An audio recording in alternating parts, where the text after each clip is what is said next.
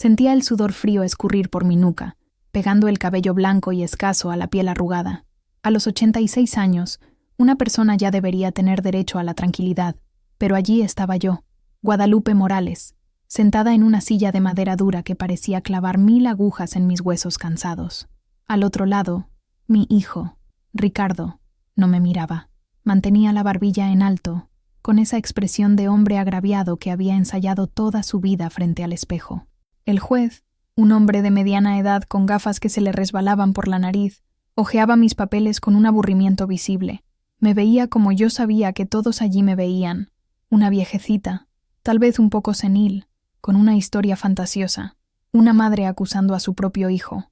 Una locura. Señora Morales, dijo él, con voz arrastrada, usted alega que su hijo la amenazó. Amenazas verbales, pero no hay testigos. Nadie escuchó nada. Es su palabra contra la de él. Mi abogado, un joven llamado Javier que mi nieta Sofía había encontrado, puso una mano tranquilizadora en mi hombro. Me encogí. Los toques, incluso los amables, me asustaban ahora. Señoría, mi clienta sufre un patrón de abuso psicológico y financiero desde hace años, argumentó Javier, con voz firme pero sin la fuerza de la convicción. Él también dudaba. Lo sentía. Las amenazas fueron la gota que colmó el vaso. Ricardo soltó una risita de desdén. ¿Abuso? Señoría, yo cuido de mi madre. Ella está confundida. La edad nos llega a todos. Inventa cosas. Mezcla los sueños con la realidad. Mi estómago se revolvió. La humillación quemaba como chile en la garganta. Me pintaba como una loca decrépita. Y lo peor, le estaban creyendo. Miré la jaula en el suelo, al lado de mi silla. Dentro de ella, mi Pancho, mi loro verde de cabeza amarilla. Estaba inmóvil, sus ojitos negros como 2 cuentas de avalorio, fijos en Ricardo. Lo había traído porque no tenía con quién dejarlo. Insistí, hice un berrinche como una niña. Dije que se enfermaría de soledad. La verdad es que yo me enfermaría. Él era toda la compañía verdadera que me quedaba. El juez suspiró, listo para dar por terminado el asunto. Sin pruebas concretas, señora Morales, no puedo emitir una orden de restricción. Recomiendo una mediación familiar. Quizás un acompañamiento psicológico para la señora. ¿Acompañamiento para mí? Mi voz salió como un hilo, temblorosa de indignación. ¡Él es el monstruo! Ricardo se levantó. El movimiento fue brusco, violento. ¿Monstruo? Yo pago tus cuentas. Yo aguanto tus manías, ingrata. Te vas a arrepentir de esto, vieja testaruda. Su voz resonó en la sala silenciosa. El tono. Era el mismo tono. La misma furia contenida. La misma amenaza velada que usaba en casa, cuando creía que nadie escuchaba, y fue en ese preciso momento cuando el silencio se rompió, no por mí, no por el juez. Desde la jaula en el suelo, una vocecita chillona, ronca y terriblemente familiar, gritó, imitando la furia de Ricardo con una perfección macabra. La casa es mía, pásamela, vieja desgraciada. El tiempo se detuvo. El juez se congeló, la pluma suspendida sobre el papel. El abogado de Ricardo, que estaba a punto de hablar, se quedó con la boca abierta, sin emitir sonido. Ricardo giró el rostro hacia la jaula, y el color desapareció de sus mejillas. Estaba blanco como la cera, y antes de que nadie pudiera procesar lo que había sucedido, Pancho, balanceando la cabeza de un lado a otro como un pequeño demonio verde, gritó de nuevo, con la misma voz de Ricardo, la misma entonación cruel de aquella noche terrible. Te mato hoy mismo. La vieja va a desaparecer. El juez no se movía. Sus ojos, antes aburridos, ahora estaban desorbitados, fijos en la jaula. Estaba paralizado.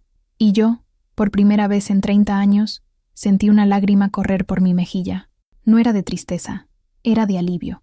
Porque la verdad, mi gente, a veces necesita alas para poder volar.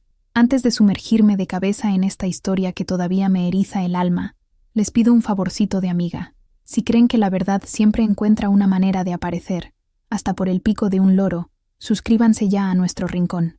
Así, no se perderán ningún detalle de lo que sucedió en aquella sala de tribunal y en toda la vida que me llevó hasta allí. Mi nombre completo es María Guadalupe de las Mercedes Morales. Un nombre largo para una vida que siempre me pareció demasiado corta en las alegrías y demasiado larga en las pruebas. Nací en 1938. En un pequeño rancho en las afueras de San Miguel de Allende, en Guanajuato. En aquel tiempo, el mundo era del tamaño de nuestro patio. La electricidad era un lujo de ciudad grande, y el agua venía del pozo, fría y con sabor a tierra mojada. Mi padre, Emiliano, era un hombre de campo, callado y duro como el suelo seco de nuestra región. Sus manos eran gruesas, llenas de callos de quien maneja el azadón y el lazo desde niño. Hablaba poco, y sus afectos se demostraban en gestos, una fruta de más en mi plato, una reparación rápida en mi sandalia de cuero. Mi madre, Inés, era lo opuesto. Hablaba por los codos, cantaba mientras lavaba la ropa en el río, y tenía un abrazo que olía a jabón de ceniza y cilantro. De ella heredé la terquedad y la capacidad de guardar las cosas dentro del pecho, como se guarda una semilla para plantar en la época correcta. Crecí aprendiendo los oficios de una mujer de aquella época.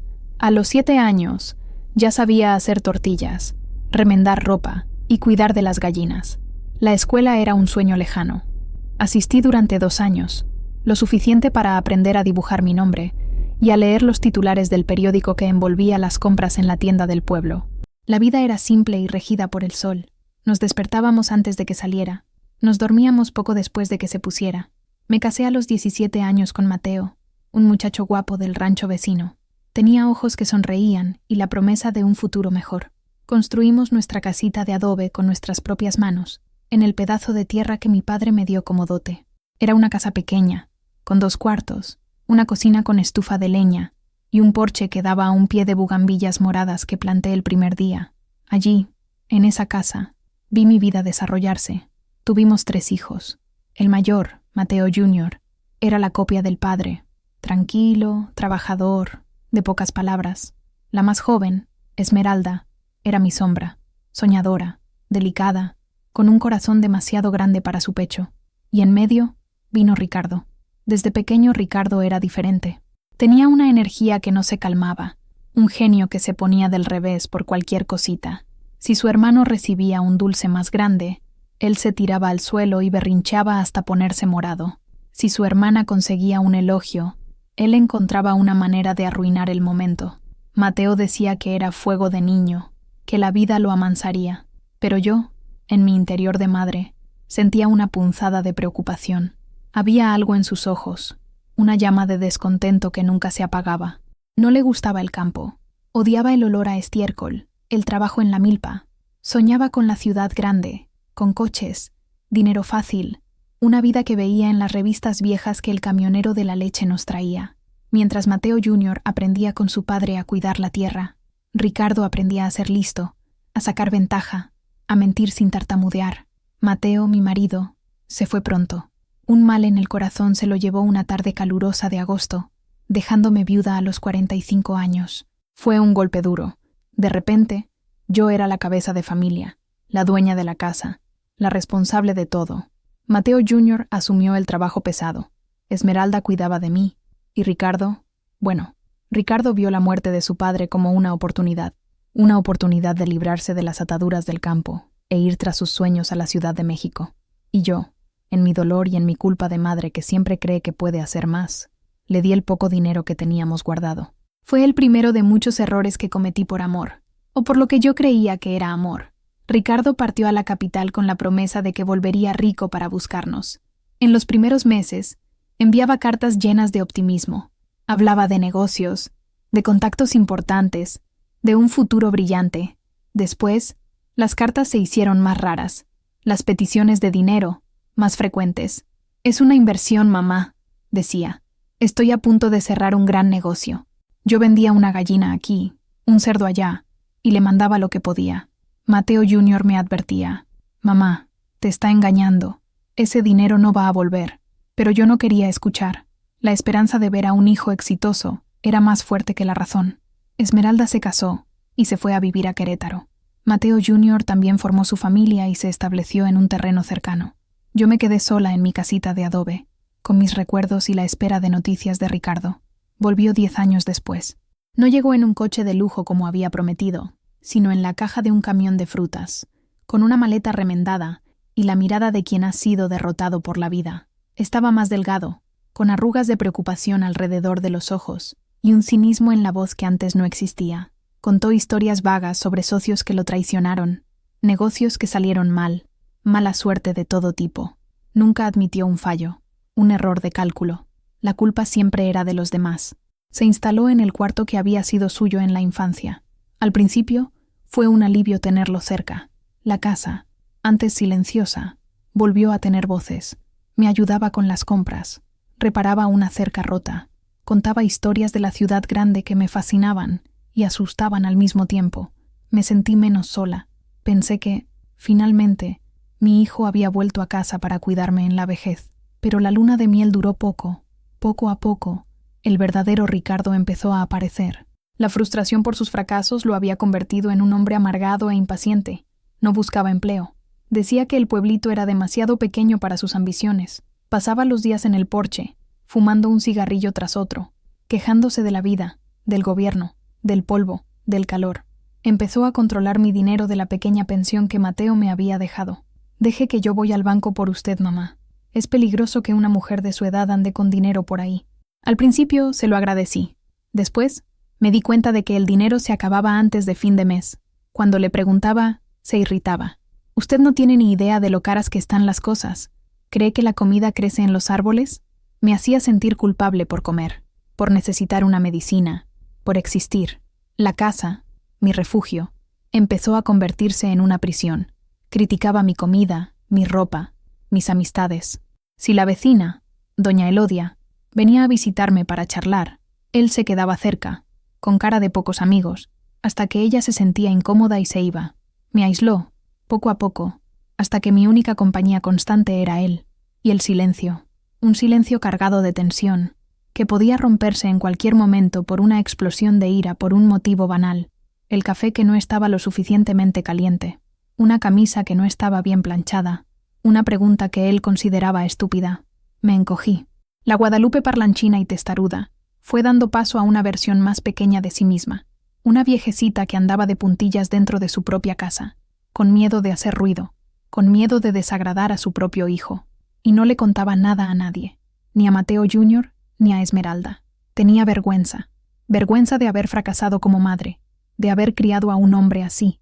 Era mi cruz, y la cargaría en silencio. Fue en esa época de soledad profunda cuando Pancho entró en mi vida. No fue comprado en una tienda elegante, fue un regalo del destino. Un circo ambulante pasó por nuestro pueblito, y cuando se fueron, dejaron atrás una jaula oxidada con un loro asustado y medio desplumado. El dueño del circo dijo que era viejo, que ya no aprendía trucos nuevos, y solo daba gastos. Quería soltarlo, pero sabía que no sobreviviría. Mi corazón se encogió al ver a aquel animalito acurrucado en el rincón de la jaula. Sus ojos parecían entender lo que era ser abandonado. Sin pensarlo dos veces, le ofrecí a cambio una cesta de huevos y un queso fresco. El hombre del circo se rió, pero aceptó. Me llevé la jaula a casa como si cargara un tesoro. Ricardo, por supuesto, detestó la idea. ¿Otra boca que alimentar? ¿Se ha vuelto loca? Ese bicho va a llenar la casa de suciedad y ruido. No te va a molestar, le dije, con una firmeza que hacía mucho no usaba. Se queda conmigo en la cocina. Limpié la jaula, le di agua fresca y semillas de girasol. No se movió durante 3 días. Solo me observaba con aquellos ojos inteligentes, desconfiados. Yo le hablaba. Le contaba sobre mi día, sobre cuánto extrañaba a Mateo, sobre mis preocupaciones. Hablaba bajo, para que Ricardo no escuchara. Pancho era mi diario de penas, mi confesionario con alas. Poco a poco, empezó a confiar en mí. Primero, aceptó una fruta de mi mano. Después, se arriesgó con un pío tímido. Y un día, mientras yo tarareaba una vieja canción de cuna, él silbó la melodía de vuelta, un poco desafinado, pero perfecto. Ese día, lloré de alegría. Tenía un amigo. Pancho se convirtió en mi sombra. Abría la jaula y él se subía a mi hombro, picoteando cariñosamente mi oreja. Aprendió a imitar el crujido de la puerta, el silbido de la tetera, mi tos matutina. Repetía las palabras que yo más decía. «Ay, Dios mío, buenos días, mi hijo, qué calor». Y aprendió a reír. Imitaba mi risa, una carcajada ronca y corta, que yo solo soltaba cuando estaba realmente feliz, lo que era cada vez más raro. Ricardo lo ignoraba, pero yo veía la forma en que miraba al pájaro. Era una mirada de desprecio, de celos.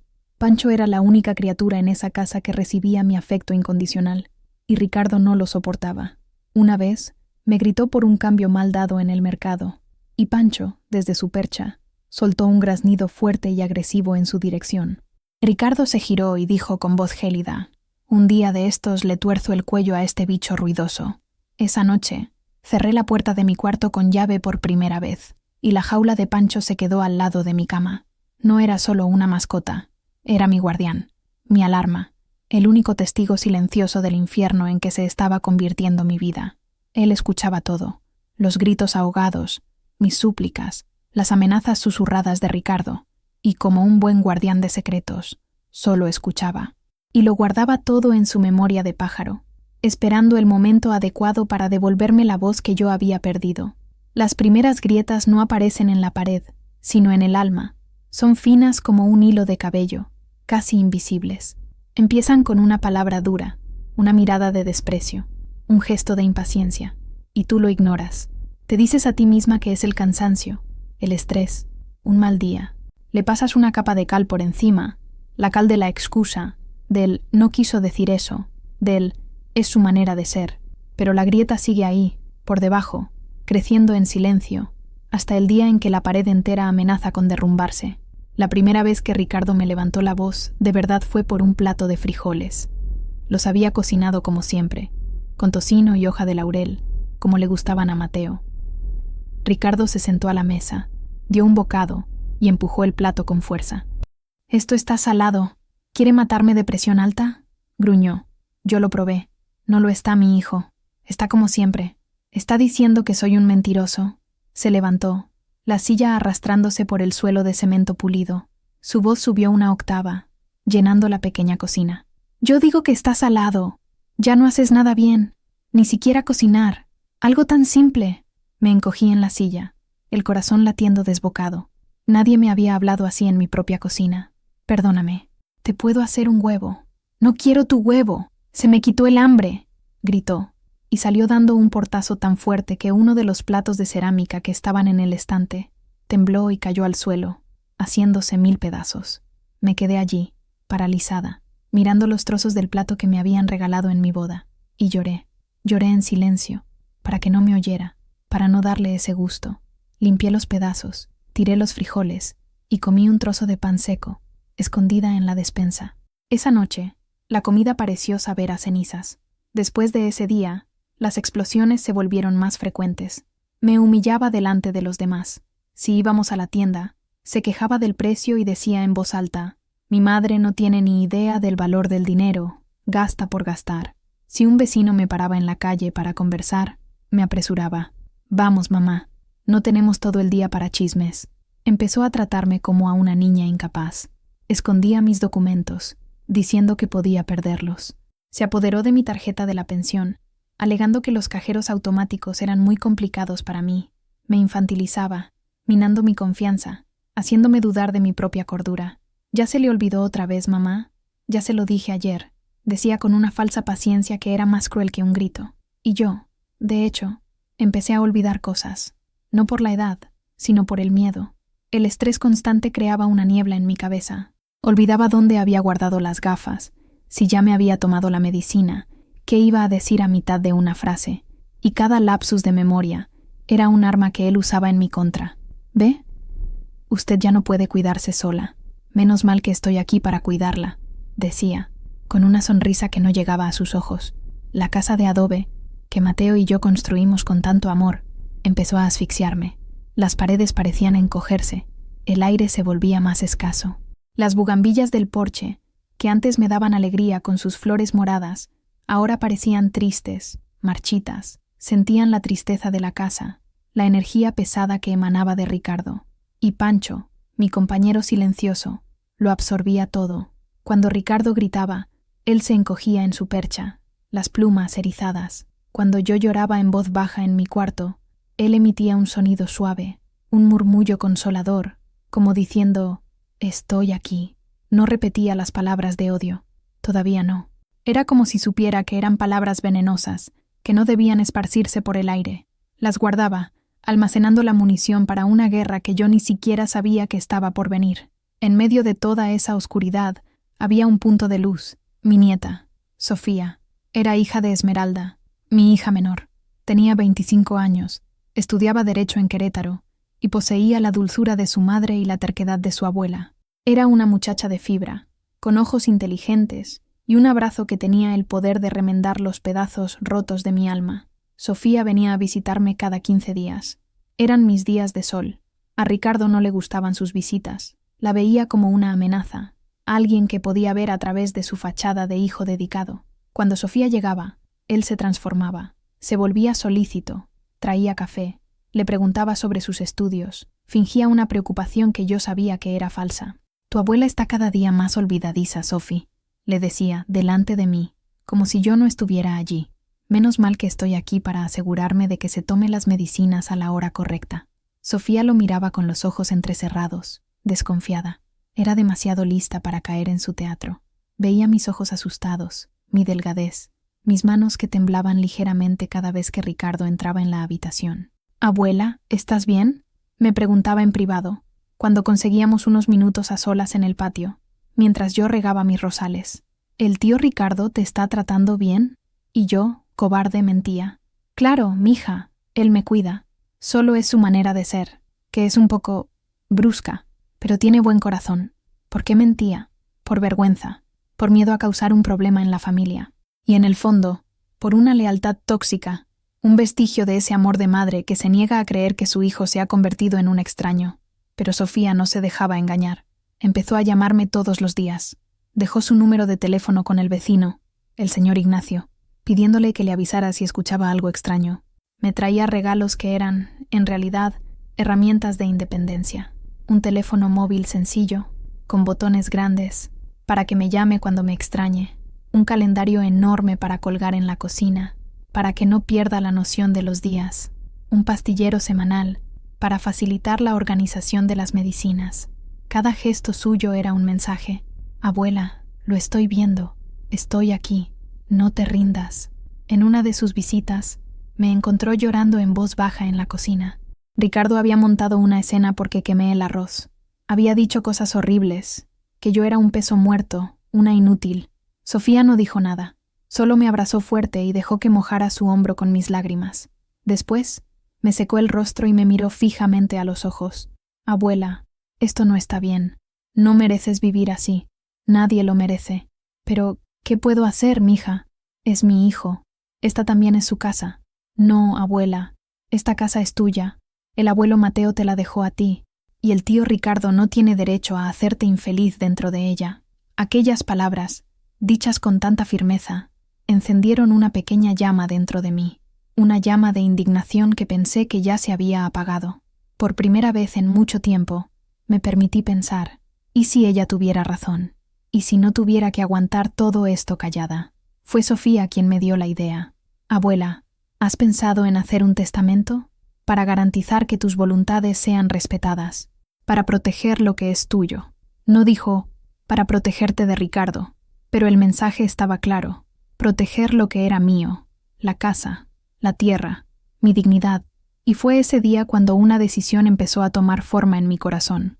Una decisión que lo cambiaría todo y que pondría en marcha la tormenta que se avecinaba. Le dejaría la casa a Sofía, a la única persona que verdaderamente cuidaba de mí, que me veía como una persona y no como un obstáculo o una fuente de ingresos. La decisión de dejarle la casa a Sofía no fue fácil. En nuestra cultura, la herencia generalmente pasa a los hijos varones. Dejarle todo a una nieta, saltándose a 2 hijos, era casi una ofensa. A Mateo Jr. no le importaría. Lo sabía. Él tenía su propia casa, su propia vida, y solo quería verme en paz. Pero Ricardo lo vería como la traición final. Guardé ese pensamiento en secreto durante semanas, madurando la idea como una fruta en el árbol. La casa era más que paredes de adobe y un techo de tejas. Era el trabajo de mis manos y las de Mateo. Cada ladrillo colocado, cada flor plantada en el jardín, guardaba un recuerdo. Era mi puerto seguro, el único lugar en el mundo que era verdaderamente mío. Y la idea de que, después de mi muerte, Ricardo la transformara en un lugar de amargura o la vendiera para financiar otro de sus esquemas fracasados, me causaba un dolor físico. Sofía, con su mente práctica de estudiante de Derecho, me explicó los pasos. Necesitaríamos un abogado, una escritura, testigos. Todo tendría que hacerse discretamente, sin que Ricardo sospechara. La simple mención de un abogado dentro de esa casa Sería como encender una cerilla en un barril de pólvora. «Podemos hacerlo en Querétaro, abuela», sugirió durante una de sus visitas. «Puedes venir a pasar unos días conmigo, con la excusa de hacerte unos análisis médicos. Nadie tiene por qué saber el verdadero motivo». El plan era arriesgado, pero me dio una sensación de poder que no sentía desde hacía años. Estaba, finalmente, tomando las riendas de mi propia vida, de mi propio legado. La idea de hacer algo a espaldas de Ricardo me daba un escalofrío de miedo, pero también una chispa de satisfacción. Era mi pequeña venganza silenciosa por todas las humillaciones, por todos los gritos, por todo el dinero que me quitó. Comenzamos los preparativos. Sofía habló con un profesor de la universidad, quien le recomendó un notario de confianza. Fijamos una fecha. Inventé un dolor de espalda que no se me quitaba, una excusa para el viaje. Ricardo pareció creérselo. De hecho, pareció aliviado con la idea de tener la casa para él solo por unos días. «Vaya, mamá, respire otros aires, pero no tarde. Sabe que no sé arreglármelas en la cocina», dijo, con su típica mezcla de falso cuidado y egoísmo. La víspera del viaje, estaba preparando una pequeña maleta en mi cuarto. Estaba nerviosa, las manos me sudaban. Tomé el portarretratos con la foto de mi boda, yo y Mateo, tan jóvenes y llenos de sueños. Acaricié su rostro en la foto. «¿Estoy haciendo lo correcto, mi viejo?», susurré. Pancho, que estaba fuera de la jaula, en el respaldo de mi mecedora, pareció sentir mi agitación.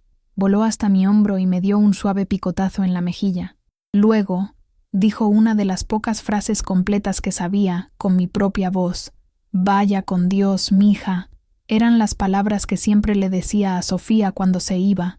Escuchar eso, en ese momento, pareció una señal, una bendición.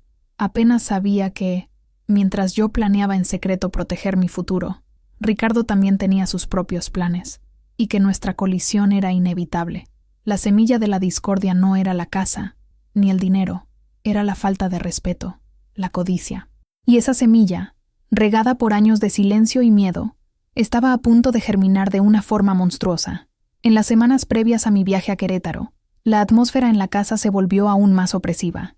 Ricardo empezó a recibir visitas extrañas, hombres que nunca había visto en el pueblo, con miradas duras y voces bajas, que llegaban en coches viejos y polvorientos. No entraban en casa, se reunían con Ricardo en el patio trasero, cerca del gallinero, como si estuvieran tramando algo. Hablaban en susurros, mirando por encima del hombro. Yo, desde la ventana de la cocina, intentaba entender lo que decían, pero solo lograba captar fragmentos de frases. «Dinero rápido», «La tierra vale mucho», una forma fácil de resolverlo. Una vez, uno de ellos, un hombre corpulento con una cicatriz en la ceja, señaló la casa y dijo algo que hizo reír a Ricardo. Una risa corta, sin alegría. Aquello me heló la sangre. ¿De qué estaban hablando? ¿De mi casa? Cuando le preguntaba a Ricardo quiénes eran esos hombres, se volvía evasivo y agresivo. «No es de su incumbencia, mamá. Son socios. Asuntos de negocios que usted no entendería». Pero yo entendía más de lo que él imaginaba. Entendía el lenguaje del peligro. Esos hombres no eran socios, eran buitres, y estaban sobrevolando mi casa, mi vida, atraídos por el olor a vulnerabilidad que Ricardo emanaba. La presencia de ellos cambió la dinámica del lugar. La casa, que ya era una prisión, ahora parecía un territorio ocupado. Me sentía una extraña en mi propio hogar. Tenía miedo de salir al patio, de cruzarme con una de esas miradas frías. Ricardo pasaba más tiempo fuera, volviendo tarde en la noche, oliendo a alcohol y a humo de cigarrillo barato. Cuando volvía, estaba aún más irritable, más impredecible. Una noche, me desperté con el sonido de voces alteradas que venían de la sala. Eché un vistazo por la rendija de la puerta de mi cuarto. Ricardo estaba discutiendo con uno de los hombres, el de la cicatriz. «Necesito más tiempo», decía Ricardo, la voz cargada de desesperación. «Es terca, no va a ser fácil». «El tiempo es dinero, Ricardo», respondió el otro, con voz grave y amenazante. «Nos lo prometiste. Dijiste que la vieja estaba con un pie en la tumba y que la casa sería tuya. Te adelantamos una parte del dinero confiando en tu palabra. Y lo será. Solo necesito una forma de acelerar las cosas. ¿Se está volviendo senil? Tal vez consiga internarla. Un informe médico y listo. Me convierto en el responsable de todo». Mi corazón se detuvo. ¿Internarme? ¿Declararme loca para robar lo que era mío? La maldad del plan me dejó sin aliento. Tuve que apoyarme en la pared para no caer. El hombre de la cicatriz se rió. Sé creativo, Ricardo. Solo no hagas ninguna tontería que llame la atención. Queremos la propiedad, no un problema con la policía. Se fueron, y yo volví a mi cama, temblando de pies a cabeza. El frío que sentía no venía de la noche, venía del horror, mi propio hijo, mi sangre, planeando desecharme como si fuera un objeto viejo y roto. Esa noche no dormí. Me quedé sentada en la cama, abrazada a mis rodillas, con la jaula de Pancho a mi lado. Él también estaba despierto, en silencio, como si sintiera mi terror. El viaje a Querétaro ya no era solo para proteger mi herencia. Se había convertido en una cuestión de supervivencia. Necesitaba salir de esa casa. Necesitaba ayuda. El miedo, que por tanto tiempo me había paralizado, empezó a transformarse en otra cosa. Una ira fría, determinada. No lo iba a conseguir. No lo iba a permitir. La viejecita confundida y asustada que Ricardo creía que yo era, estaba muriendo esa noche, y en su lugar estaba naciendo una luchadora, una loba vieja, acorralada, pero lista para defender su guarida y a su cría, mi dignidad y el futuro de Sofía. La tormenta estalló 2 días antes de mi supuesto viaje a Querétaro. El detonante fue algo trivial, como siempre, una factura de la luz que Ricardo había olvidado pagar y que resultó en un aviso de corte. Llegó a casa furioso, agitando el papel frente a mí. «¡Mira lo que hiciste!», gritó, el rostro rojo de ira. «Te di el dinero para pagar esto la semana pasada. No me diste ningún dinero, Ricardo», dije, con la voz más firme de lo que esperaba. La decisión de luchar me había dado una nueva fuerza. El dinero de la pensión apenas alcanzó para la comida este mes. «¡Mentirosa!», escupió la palabra. «Estás esclerótica. Escondes el dinero y luego se te olvida. ¿Dónde lo metiste? Anda, dime». Empezó a revolver los cajones de la cocina, arrojando cubiertos y trapos al suelo. Me quedé parada, observando el caos, el corazón latiendo fuerte, pero con una extraña calma apoderándose de mí. «No hay dinero escondido, Ricardo. Te lo gastaste todo, con tus socios». La mención de sus amigos lo hizo detenerse. Se giró hacia mí lentamente, los ojos entrecerrados. «¿Qué sabes tú de mis socios?» «Escucho, Ricardo. No soy sorda. Te oí planeando deshacerte de mí, internarme como una loca para quedarte con la casa». El silencio que siguió fue pesado, denso. La máscara de hijo preocupado cayó por completo, revelando el rostro de un monstruo. Dio un paso hacia mí, el cuerpo tenso de furia. «Has estado husmeando, vieja entrometida», sisió, la voz baja y peligrosa. No retrocedí. «Es mi casa. No necesito husmear para saber lo que pasa bajo mi techo». Fue entonces cuando vio la pequeña maleta de viaje al lado de la puerta de mi cuarto. Una maleta que había dejado allí, lista para mi huida disfrazada de viaje. Sus ojos se fijaron en ella y luego volvieron a mí, llenos de una comprensión súbita y violenta. «¿Ibas a huir?», se rió, un sonido sin humor. «Ibas a dejarme aquí con las deudas, ¿no? Ibas a pasárselo todo a tu nietecita querida, la abogada de pacotilla». El pánico me golpeó. ¿Cómo lo sabía? ¿Habría comentado algo Sofía? ¿O fue solo una conjetura certera, alimentada por su paranoia? «No vas a ir a ninguna parte», gritó, y en un gesto rápido me agarró del brazo. El contacto fue brusco, posesivo. Fue la primera vez que me sujetaba con fuerza, con violencia. El shock me paralizó. «Suéltame, Ricardo», grité, tratando de liberarme de su agarre. «Vas a firmar los papeles. Vas a poner la casa a mi nombre. Ahora». Me sacudía, el rostro a centímetros del mío. Su aliento olía agrio. Y fue en ese momento de terror absoluto cuando se pronunciaron las palabras que sellarían su destino.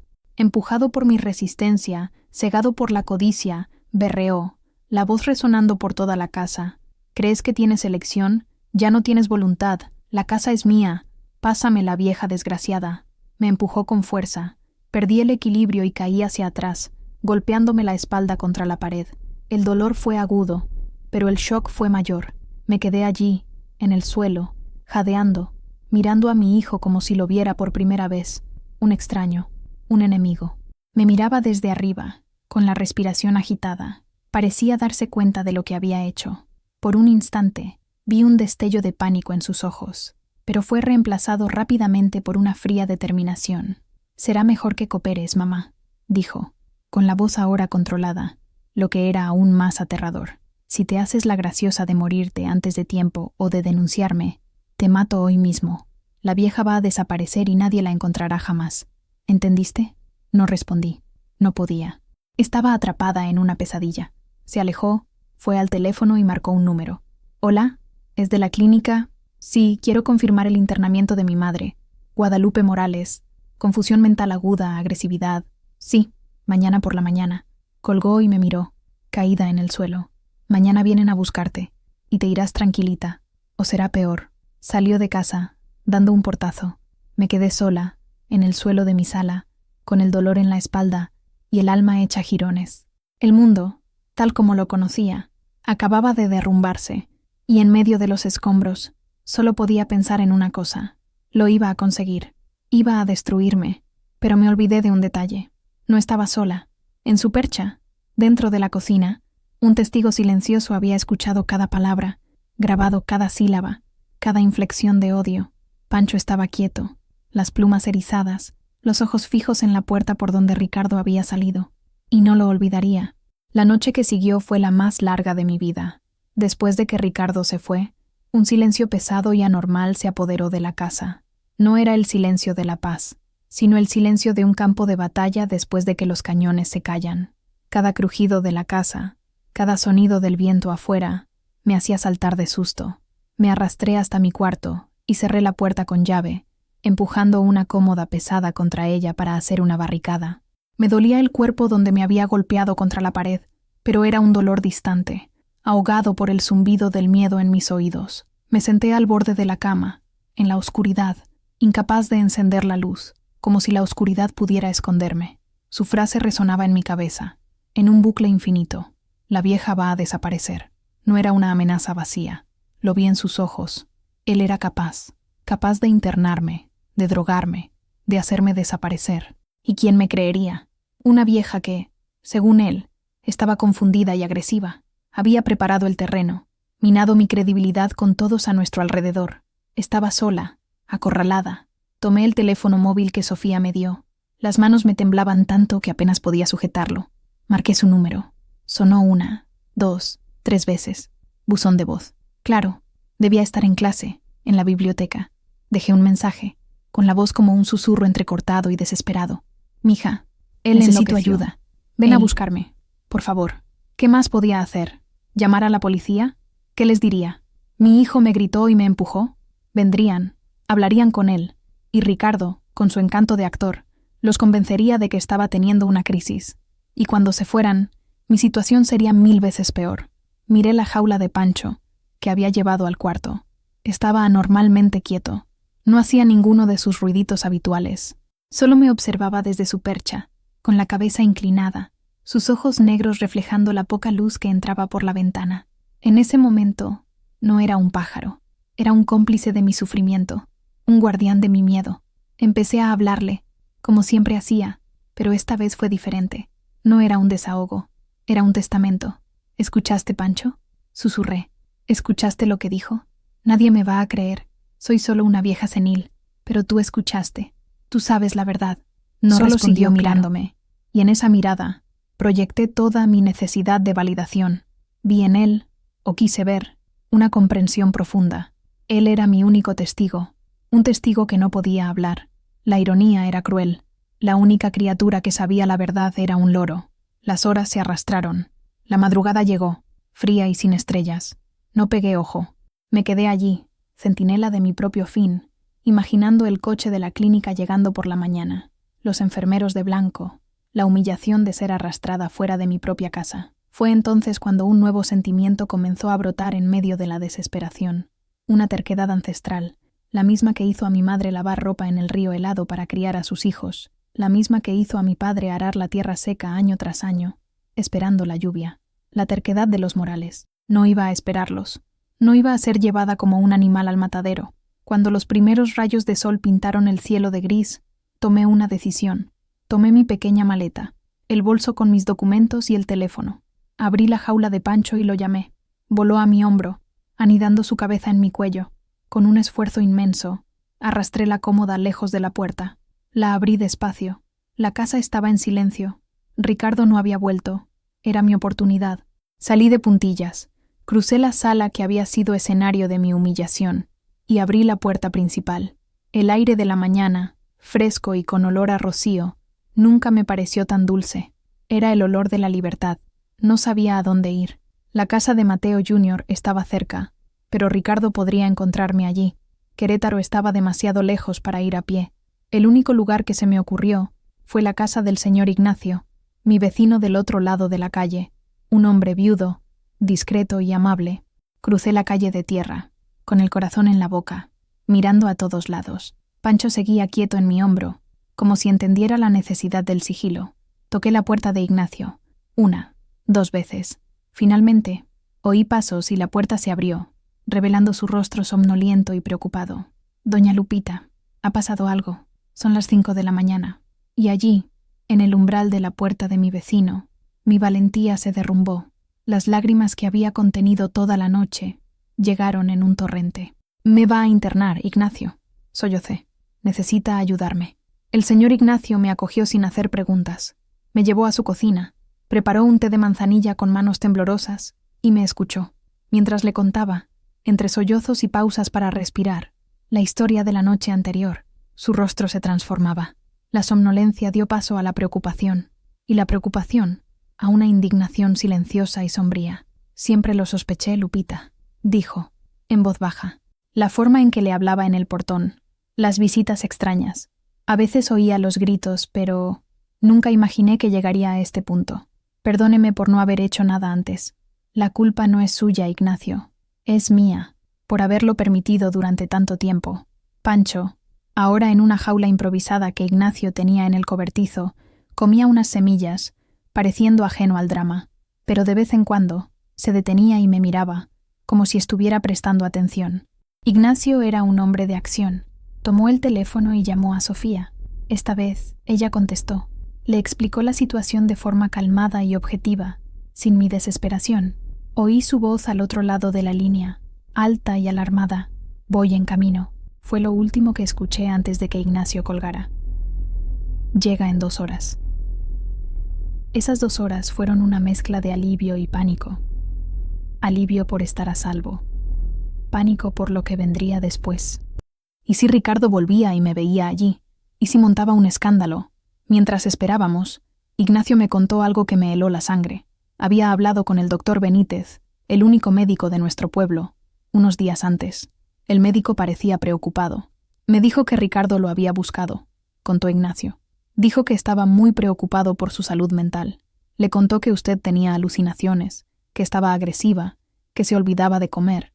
Pintó un cuadro terrible, Lupita. Y lo peor, le pidió al doctor un informe, un certificado que recomendara una evaluación psiquiátrica especializada en una clínica en Irapuato. Entonces era verdad. El plan era meticuloso, cruel. No solo me estaba amenazando, estaba actuando. Estaba construyendo un caso en mi contra, usando mi edad y mi fragilidad como armas. Estaba envenenando el pozo, asegurándose de que nadie creyera mi versión. El doctor Benítez, un buen hombre, pero quizás un poco ingenuo, estaba siendo manipulado. «¿Y qué dijo el doctor?», pregunté, con un hilo de voz. Dijo que no podía emitir un informe sin examinarla. Insistió en que fuera a una consulta. Ricardo dijo que la llevaría, pero que usted era muy resistente. El doctor se quedó con la mosca detrás de la oreja, pero la semilla de la duda fue plantada. La náusea me subió por la garganta. La premeditación, la frialdad. No era un hijo que había perdido la cabeza en una discusión. Era un depredador, y yo era su presa. Cuando el coche de Sofía finalmente apareció en el camino de tierra, levantando polvo, sentí como si hubiera llegado la caballería. Se bajó del coche corriendo, el rostro pálido de preocupación.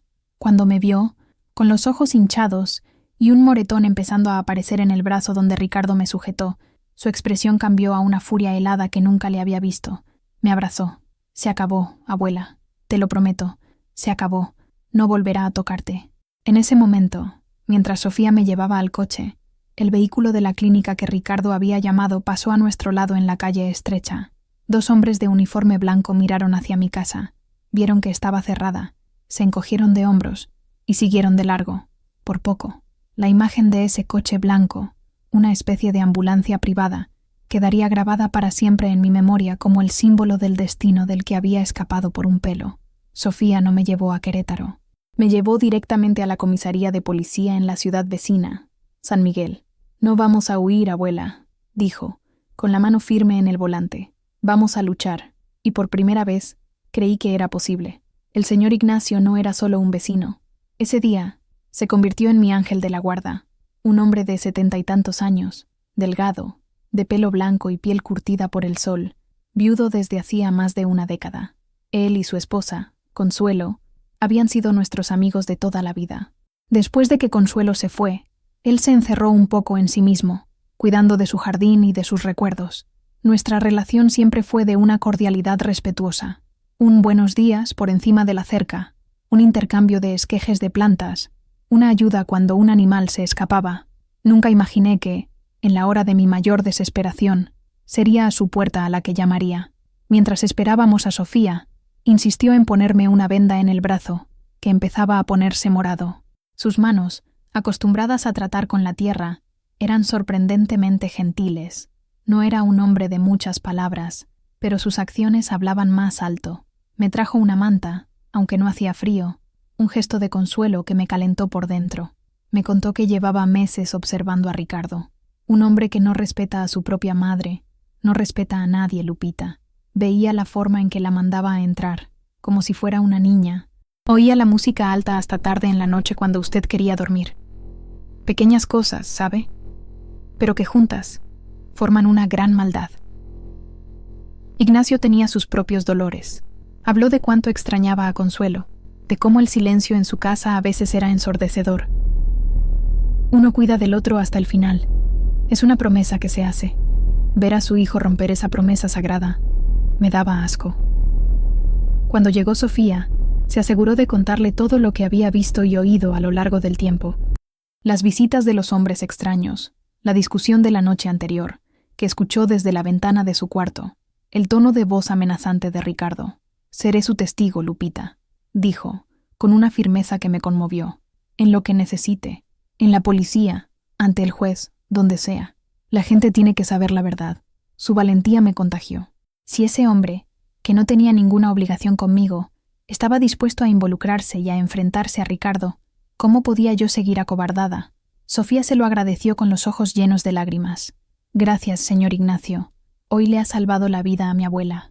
«Solo hice lo que cualquier persona decente haría», respondió él, con sencillez. Cuando nos íbamos, tomó la jaula de Pancho para ayudarme a llevarla al coche. Pancho, que normalmente extrañaba a otras personas, se quedó tranquilo. Ignacio miró al loro y sonrió por primera vez esa mañana. «Este es un buen guardián», dijo. «Lo ve todo, ¿verdad, campeón?» Apenas sabía cuán ciertas eran sus palabras. La decisión de Ignacio de dar un paso al frente fue crucial. En la comisaría, y más tarde en el proceso, su testimonio dio peso y credibilidad a mi historia. Transformó lo que podría haber sido visto como un drama familiar, la palabra de una madre contra la de un hijo, en un caso de abuso presenciado por un tercero, una persona respetada en la comunidad. No era de la familia, no tenía nada que ganar o perder, excepto su propia tranquilidad. Actuó por pura decencia humana, y eso marcó toda la diferencia. Más tarde, supe que, después de que nos fuimos, Ricardo, al volver a casa y no encontrarme, fue a casa de Ignacio, furioso, acusándolo de haberme secuestrado y de meterme ideas en la cabeza. Ignacio, con su calma inquebrantable, simplemente se quedó parado en la puerta y dijo: «Su madre es una mujer libre, Ricardo. Va a donde quiere, especialmente lejos de quien la maltrata», y le cerró la puerta en la cara. Ese día, no solo gané un aliado, redescubrí el significado de comunidad, de vecindario. Descubrí que, incluso en el momento más oscuro, la bondad puede aparecer de donde menos se espera, en la forma de un vecino viudo y su jardín de recuerdos. El camino hasta la comisaría de San Miguel fue borroso. Sofía conducía con una concentración feroz, las manos apretando el volante. Yo, en el asiento del copiloto, abrazaba la jaula de Pancho como si fuera una tabla de salvación. Cada coche que nos adelantaba en la carretera me daba un sobresalto, esperando ver el rostro de Ricardo. Llegamos a una ciudad que, a pesar de ser cercana, parecía un mundo diferente a mi pueblo. Había más movimiento, más ruido, una sensación de urgencia que me mareaba. La comisaría era un edificio antiguo, con paredes desconchadas y un olor a desinfectante y desesperación. Sofía pidió hablar con la comisaria, una mujer llamada Isabel, que por suerte estaba de servicio. Nos llevaron a una sala pequeña y sofocante. La comisaria Isabel era una mujer de unos 40 años, con una mirada cansada pero atenta. Nos ofreció agua y me pidió que le contara todo desde el principio. Hablar fue difícil. Las palabras salían entrecortadas, mezcladas con lágrimas de vergüenza. Contarle a una extraña las intimidades de mi casa, la crueldad de mi hijo, era como desnudarme en público. Pero Sofía me sostenía la mano, y su apretón me daba fuerza. Le conté sobre el control del dinero, las humillaciones, las amenazas, el empujón, el plan de internamiento. Le mostré el moretón en mi brazo. La comisaria escuchó todo con paciencia, tomando notas. Cuando terminé, se quedó en silencio un momento, observándome. «Señora Morales», dijo, con voz profesional pero no fría, «vamos a levantar un acta por violencia doméstica, amenaza y abuso financiero, y vamos a solicitar una medida de protección de urgencia para usted». Explicó que Ricardo sería citado a declarar y que se le prohibiría acercarse a mí o a mi casa hasta que un juez evaluara el caso. La palabra juez me dio un escalofrío. Todo se estaba volviendo tan real, tan oficial. Ya no había vuelta atrás. Mientras la comisaria preparaba el papeleo, sonó su teléfono. Atendió, escuchó un instante y su expresión se tensó. «Está aquí», dijo, colgando. «Su hijo ha venido a presentar una denuncia por desaparición. Dice que su madre, que sufre de demencia, se escapó de casa y fue secuestrada por el vecino». Se me heló la sangre. Su audacia, su capacidad de retorcer la realidad para adecuarla a su narrativa. «No puede entrar aquí», dije, en pánico. «No se preocupe, no lo hará», aseguró la comisaria. «Le pediré a un agente que le tome declaración allí delante. Pero esto es bueno. Demuestra su premeditación. Ya estaba construyendo la historia de que usted no está bien de la cabeza». Lo que siguió fue surrealista. Yo estaba en una sala, formalizando una denuncia contra mi hijo, mientras él estaba a pocos metros de distancia, en el mismo edificio, acusándome de estar loca y desaparecida. Después de casi 2 horas, todo estaba firmado. La comisaria nos informó que una patrulla nos escoltaría de vuelta a casa para garantizar que pudiera entrar en seguridad y que Ricardo fuera notificado de la orden de restricción.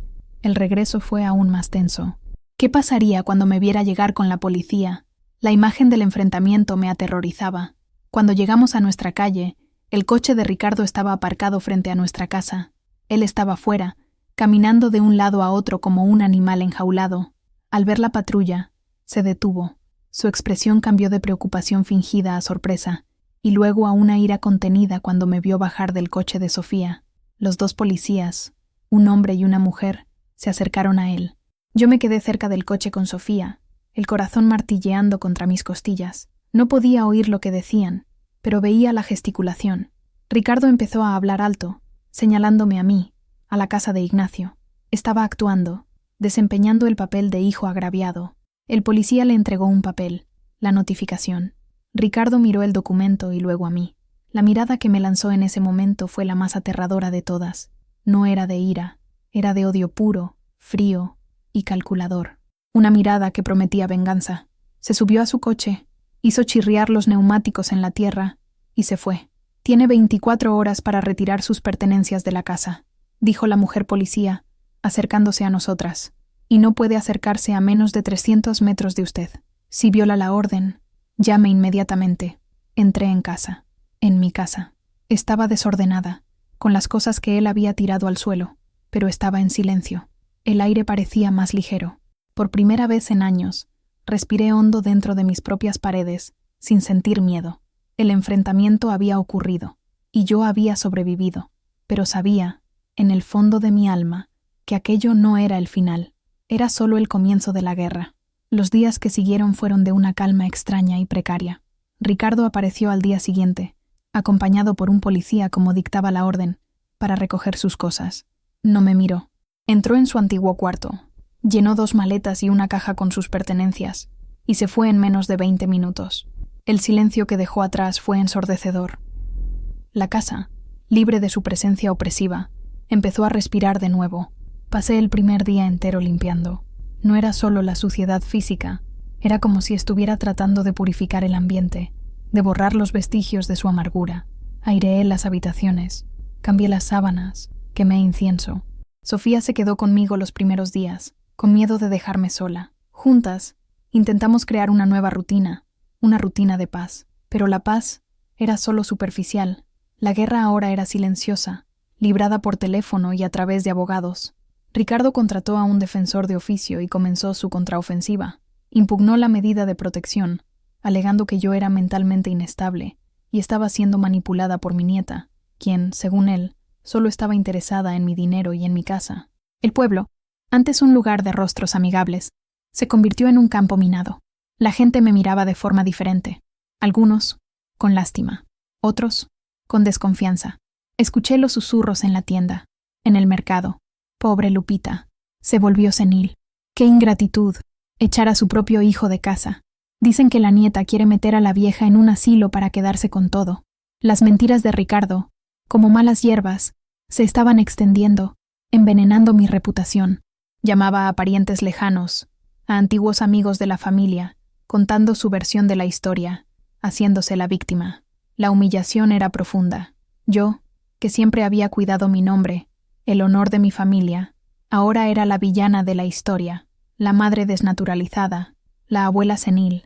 Sofía me protegía como podía. No les hagas caso, abuela. Nosotras sabemos la verdad. Eso es lo que importa. Contrató a un joven abogado, Javier, un colega recién licenciado, lleno de idealismo pero con poca experiencia.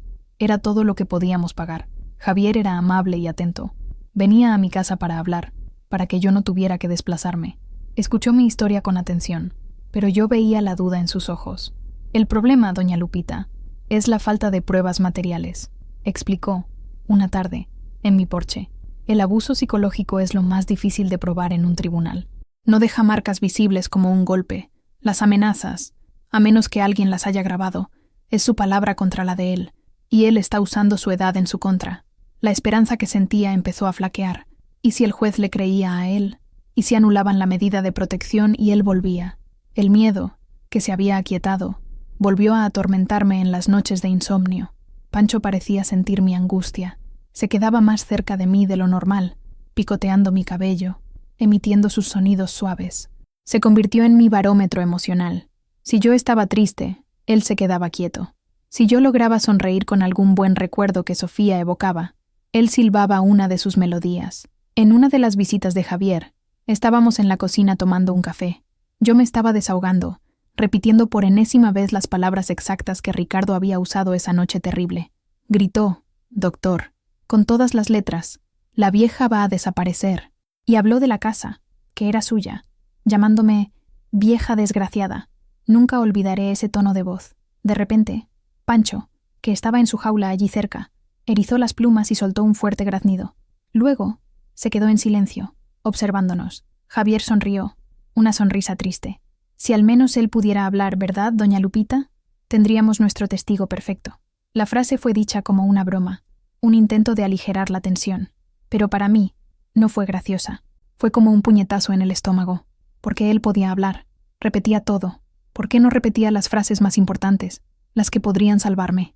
Esa noche, me senté frente a la jaula y le supliqué. Habla, Pancho. Por favor. Recuerda.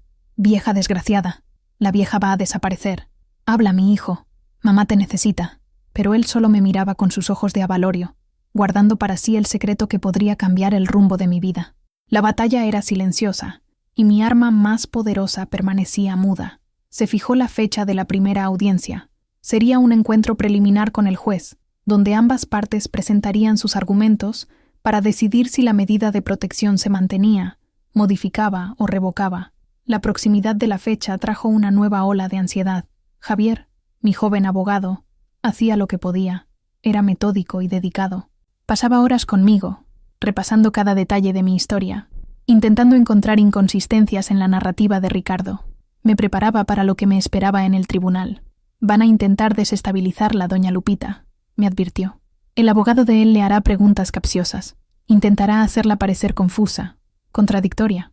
Lo más importante es mantener la calma y decir la verdad, exactamente como la recuerda. Mantener la calma. Parecía una tarea imposible. Mi estómago era un nudo constante.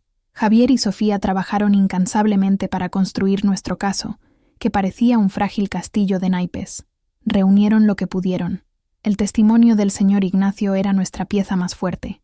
Él contaría sobre las visitas sospechosas, el cambio en mi comportamiento, la discusión que escuchó. También consiguieron extractos bancarios que mostraban las retiradas de dinero constantes e inexplicables de mi cuenta de la pensión desde que Ricardo volvió a vivir conmigo. Era una prueba circunstancial del abuso financiero, pero el abogado de Ricardo ya tenía una defensa preparada. El dinero se usaba para los gastos de la casa y para mis cuidados. Sofía habló con el doctor Benítez. El médico, sintiéndose utilizado, aceptó testificar que Ricardo intentó obtener un informe sin que yo fuera examinada, lo que demostraba su mala fe. Era otro pequeño ladrillo en nuestro muro de defensa. Javier incluso encontró a 2 comerciantes del pueblo, a quienes Ricardo les debía dinero y a los que había intimidado. Tenían miedo de hablar, pero Javier los convenció para que dieran una declaración por escrito. Cada pequeña prueba era una victoria, pero Javier era realista. Todo esto ayuda a pintar un cuadro, a mostrar un patrón de comportamiento, pero el corazón de su queja, doña Lupita, es la amenaza directa. Y para eso, sigue siendo su palabra contra la de él. La estrategia de Ricardo y su abogado era clara: desacreditarme. Adjuntaron al proceso relatos de supuestos lapsus de memoria míos, historias que Ricardo había esparcido por el pueblo, y que algunos, por ingenuidad o maldad, confirmaron. Pidieron una evaluación psiquiátrica forense para mí, alegando que era un peligro para mí misma y que sufría de ideas persecutorias contra mi hijo. Leer aquello en los documentos del proceso fue como recibir un golpe. Cada línea era una torsión de la verdad, una puñalada a mi dignidad. «No te preocupes, abuela, vamos a refutar todo eso», decía Sofía, con la voz llena de una confianza que yo sabía que no sentía completamente. En los días previos a la audiencia, me sentía cada vez más frágil, como si el castillo de naipes que estábamos construyendo pudiera derrumbarse con un simple soplo. Repasaba los eventos de esa noche en mi cabeza tantas veces que empezaron a parecer distantes, casi irreales. ¿Y si de verdad estaba confundiendo las cosas? La manipulación de Ricardo había sido tan larga e insidiosa que, a veces, yo misma dudaba de mi mente. Fue Pancho quien me ancló en la realidad. Una tarde, mientras estaba sentada en el porche, sintiendo lástima de mí misma, Ricardo pasó en coche por la calle, despacio, mirándome de lejos. Fue un claro intento de intimidación. Mi cuerpo se heló. Pancho, que estaba en su percha, vio el coche y comenzó a graznar de forma agitada y agresiva, batiendo las alas contra las rejas de la jaula. Era el mismo sonido que había hecho aquella vez que Ricardo le gritó. La reacción del pájaro fue tan visceral, tan llena de una ira primitiva, que me recordó la verdad. Mi miedo era real. La amenaza era real. El pájaro lo sabía. El pájaro lo recordaba. Aquello me dio una fuerza inesperada. Basta de dudar. Basta de sentir lástima. Iba a ir a ese tribunal e iba a contar mi verdad, con o sin pruebas. Podían llamarme loca, mentirosa, senil, pero no me iba a callar. No más. La idea surgió de una forma casi banal. Fue la víspera de la audiencia. Javier, Sofía y yo estábamos haciendo una última revisión del caso en mi sala. La tensión era palpable. Javier estaba visiblemente nervioso, organizando sus papeles por 10ª vez. «Solo quisiera tener algo más», murmuró, más para sí mismo que para nosotras. Algo irrefutable. Yo estaba cansada. Me dolía la cabeza. El único que escuchó todo, palabra por palabra, fue Pancho. Dije, con un suspiro. Era una frase que ya había repetido varias veces. Un lamento, una constatación de mi impotencia. Pero esta vez, algo en la expresión de Sofía cambió. Dejó de leer un documento y miró la jaula de Pancho, que estaba en su rincón habitual, picoteando una semilla. Un brillo extraño apareció en sus ojos. «Abuela», empezó despacio. «¿Qué repite Pancho exactamente?» «Ah, de todo un poco», respondí, sin darle mucha importancia. «Imita el teléfono, mi tos, me llama mija, como te llamo a ti, cosas del día a día». Pero nunca repitió las cosas que decía el tío Ricardo. ¿Los gritos? No, nunca. Es lo que no entiendo. Lo escuchó tantas veces, pero parece que solo graba las cosas buenas, los sonidos de la paz. Sofía se levantó y se acercó a la jaula. Se quedó observando al loro durante un largo rato. Javier la miraba como si hubiera perdido el juicio. «Sofía, no tenemos tiempo para esto», empezó a decir. «Espera», lo interrumpió, sin quitarle los ojos a Pancho. «Pájaros como los loros tienen una memoria asociativa. No repiten palabras al azar. Asocian sonidos a situaciones, a emociones.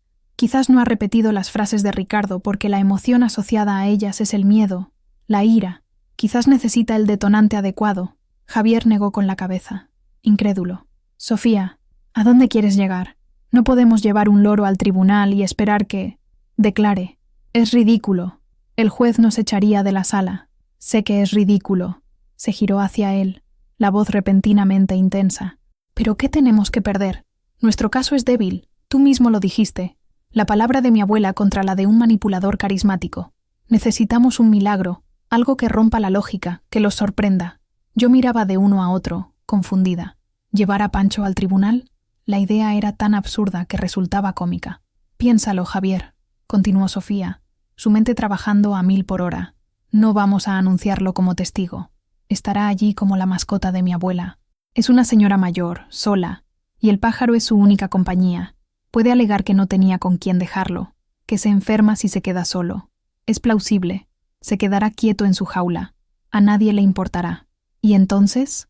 Preguntó Javier, aún escéptico, pero ahora curioso. Y entonces, rezamos. Rezamos para que Ricardo pierda la calma. La perderá. Cuando se sienta acorralado, cuando el juez lo presione, levantará la voz, usará el mismo tono que usó con mi abuela.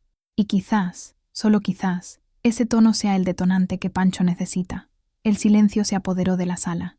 La idea era un tiro en la oscuridad, una apuesta desesperada. Era tan fuera de lo común, tan al borde de lo surrealista, que por un momento pareció genial. Javier caminó por la sala, pasándose la mano por el cabello. Es una locura completa. Si sale mal perdemos toda credibilidad. El juez pensará que estamos intentando convertir el tribunal en un circo. ¿Y si sale bien?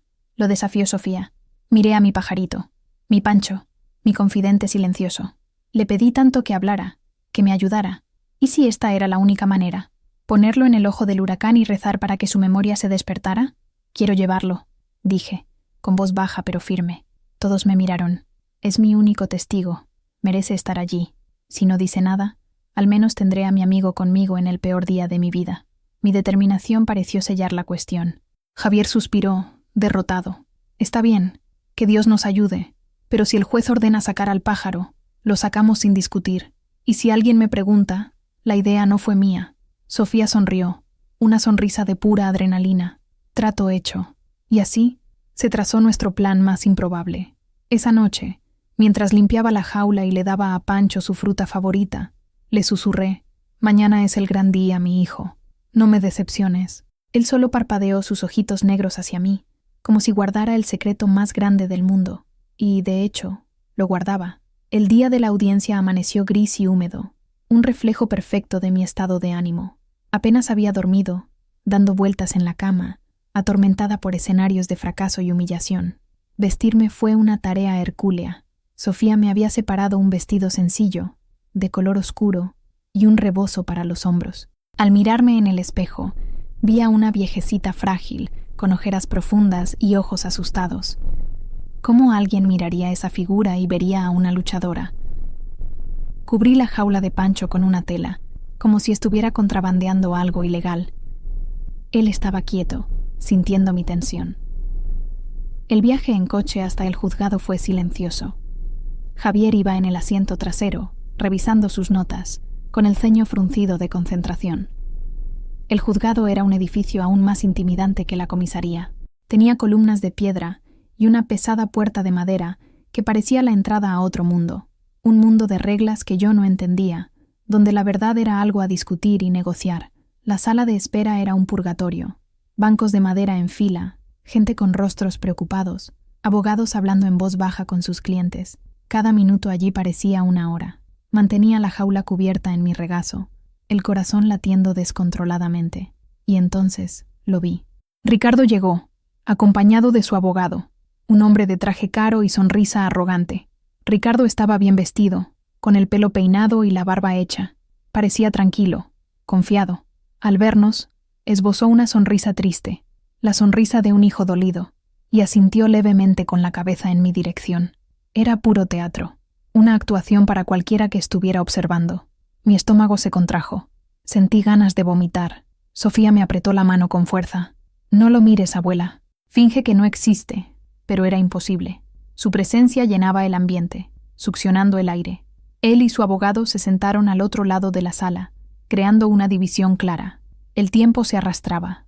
Se oía el llamado de otros nombres. gente entrando y saliendo de la sala de audiencias. Cada vez que la puerta se abría, mi corazón daba un brinco. Finalmente, una funcionaria llamó. Caso Morales, sala de audiencias número 3. Nos levantamos. Mis piernas parecían de gelatina. Javier me tomó del brazo para apoyarme. Sofía tomó la jaula. Cuando pasamos junto a Ricardo, dijo, con la voz lo suficientemente baja para que solo nosotros oyéramos: «Aún hay tiempo de parar esta locura, mamá. Piensa bien en lo que estás haciendo». Era un último intento de intimidación, disfrazado de preocupación. No respondí. Simplemente seguí caminando, con la cabeza en alto, enfocada en la puerta frente a mí, como si fuera la línea de meta de un maratón. La sala de audiencias era exactamente como al principio de mi historia, fría, impersonal, con olor a madera antigua y justicia aplazada. Nos sentamos en la mesa designada para nosotros. Sofía colocó la jaula en el suelo, a mi lado, y quitó la tela. Pancho parpadeó, ajustándose a la luz, y miró a su alrededor con curiosidad, pero permaneció en silencio. El abogado de Ricardo notó la jaula y frunció el ceño. Se inclinó y le susurró algo a Ricardo, quien se encogió de hombros con una sonrisa de desdén, como diciendo: «Mira qué excéntrica es». El juez entró. Era el mismo hombre que ya describí, el señor Ramírez, con sus gafas y su expresión de hastío. Se sentó, arregló sus papeles y nos miró por encima de los lentes. Sus ojos pasaron por mí, por Javier, por Ricardo, y se detuvieron un segundo en la jaula. Levantó una ceja, pero no dijo nada. Probablemente pensó lo mismo que el abogado de Ricardo, una viejecita con sus manías. «Estamos aquí», comenzó el juez, con voz monótona, «para evaluar la solicitud de mantenimiento de la medida de protección de urgencia solicitada por la señora Guadalupe Morales contra su hijo, Ricardo Morales. Doctor, ¿puede comenzar?» Javier se levantó. La batalla iba a comenzar. Y mi testigo secreto, mi arma improbable, estaba quieto a mis pies, observándolo todo con sus ojos de avalorio, pequeños e insondables como el propio destino. La audiencia comenzó como un lento y penoso juego de ajedrez. Javier presentó nuestro caso de forma clara y concisa. Habló de mi historia de vida, mi viudez, la llegada de Ricardo. Describió el patrón de abuso financiero, citando los extractos bancarios. Mencionó el intento de Ricardo de obtener un informe psiquiátrico sin mi consentimiento, usando el testimonio del doctor Benítez. Llamó al señor Ignacio, quien, con su dignidad de hombre de campo, contó lo que vio y oyó, confirmando la discusión de la noche fatídica. Mientras Javier hablaba, yo mantenía los ojos bajos, sintiendo el peso de la mirada de Ricardo sobre mí. El juez escuchaba, impasible, tomando notas ocasionales. Después, fue el turno del abogado de Ricardo. Era hábil, tenía que admitirlo. Con pocas palabras, comenzó a desmontar nuestro castillo de naipes. Argumentó que los retiros de dinero eran para el sustento de la casa, que Ricardo, como un hijo solícito, solo se preocupaba por la salud mental de su madre, que presentaba claras señales de deterioro cognitivo. Pintó al señor Ignacio como un vecino chismoso y solitario, que quizás había entendido mal una discusión familiar común. «Señoría», dijo, con voz untuosa, «lo que tenemos aquí no es un caso de policía, sino un triste drama familiar. Un hijo intentando cuidar a una madre anciana y enferma, y una nieta con intereses financieros obvios, manipulando a su abuela para alejarla del único hijo que se dedica a ella. Me hizo parecer una marioneta, una tonta senil. La rabia me subió por la garganta, pero me forcé a permanecer en silencio, como Javier me había instruido. Entonces, llamó a Ricardo a declarar. Mi hijo se levantó y caminó hasta el estrado con una expresión de sufrimiento digna de un actor. Habló con la voz entrecortada, llamándome mamá en cada frase. «Amo a mi madre, señoría. Todo lo que he hecho ha sido por amor. Ella no está bien. Se confunde, acusa a la gente. Necesita ayuda, no una orden de restricción. Alejarla de mí sería la mayor crueldad». Lloró.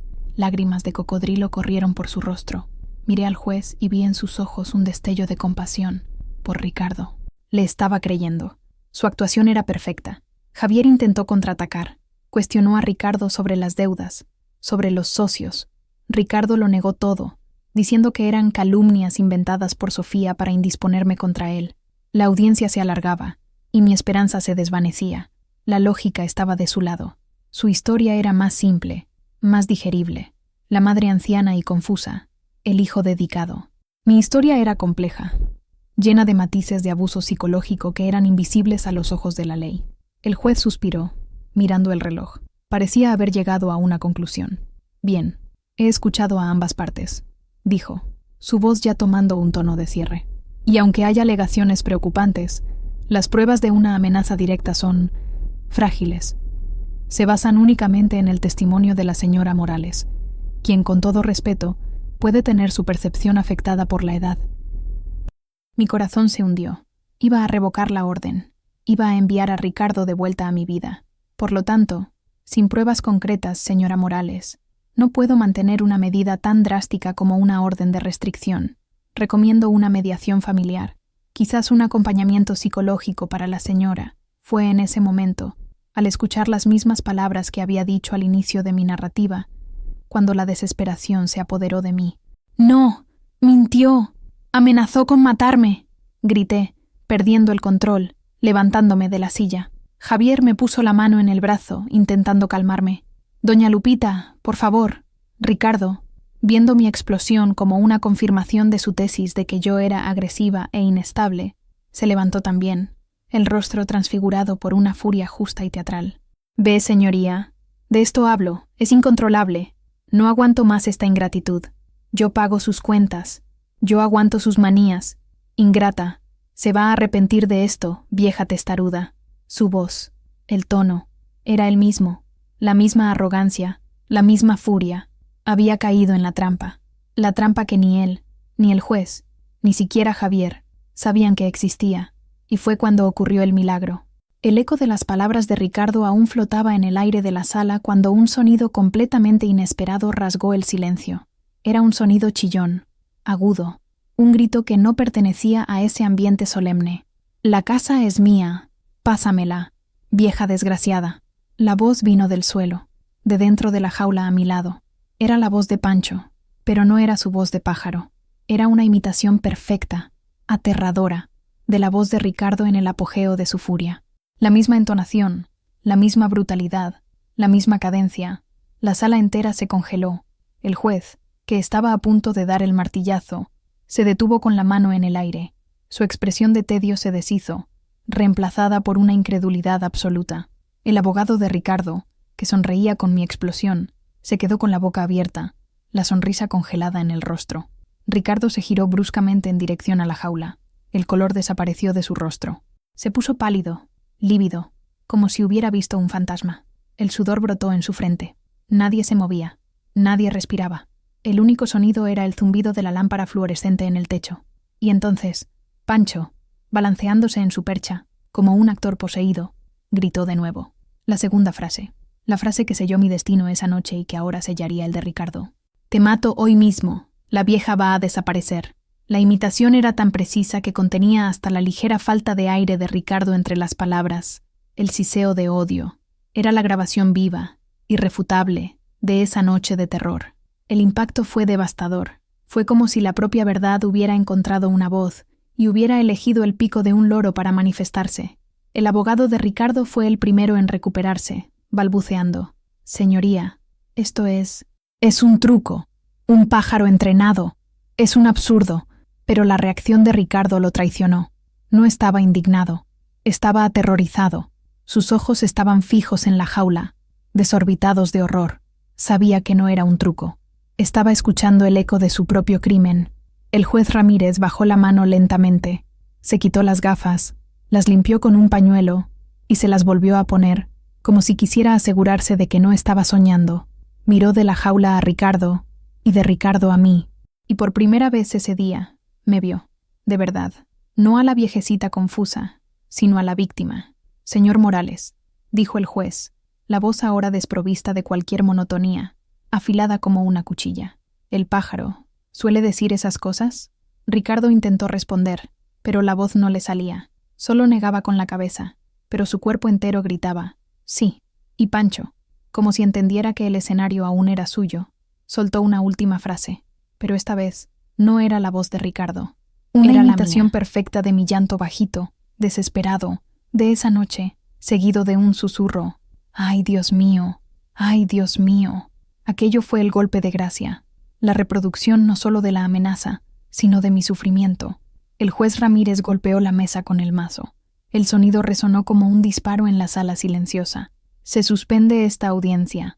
10 minutos de receso. Se levantó y salió rápidamente a su despacho, sin mirar a nadie, el rostro una máscara de conmoción y asombro.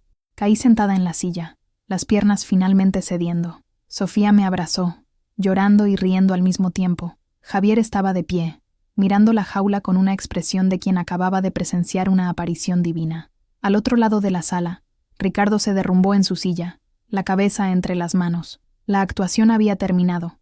El monstruo había sido desenmascarado. Y el testigo más improbable del mundo, un loro verde de cabeza amarilla, acababa de hacer justicia. El receso de 10 minutos se convirtió en casi media hora. Dentro del despacho del juez, imagino que la conversación fue intensa. Afuera, en el pasillo, el ambiente era eléctrico. El abogado de Ricardo intentaba, en vano, consolar a su cliente, que ahora temblaba visiblemente. Ricardo no hablaba, solo miraba a la nada, con el rostro ceniciento. La arrogancia se había evaporado, dejando atrás solo el miedo. Nosotras permanecimos en nuestro lugar. No podía dejar de temblar. Sofía me trajo un vaso de agua. Pancho, cumplido su deber, ahora picoteaba tranquilamente sus semillas, como si nada hubiera pasado. Lo miraba con una nueva reverencia.